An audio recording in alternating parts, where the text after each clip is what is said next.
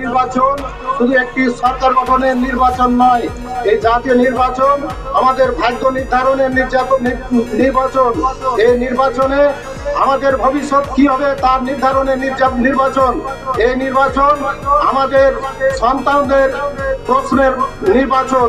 তাই আমরা আগামী নির্বাচনে এমন একটি সরকার গঠন করতে চাই যে সরকার ইনসাফ ভিত্তিক ন্যায় বিচার প্রতিষ্ঠা করবে, যে সরকার আগামীতে বাংলাদেশকে সমৃদ্ধশালী করবে, বাংলাদেশকে শহর থেকে গ্রাম পর্যন্ত সকল পর্যায়ের উন্নয়ন করবে, সেই সরকার আমাদের তরুণদেরকে কর্মসংস্থান দিবে, সেই সরকার আমরা পেতে চাই।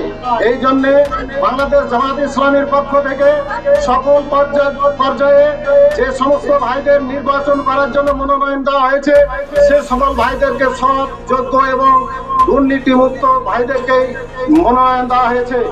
এরই ফলশ্রুতিতে আমাদের এক আসনে জনাব মোহাম্মদ মাহবুব আলম ভাইকে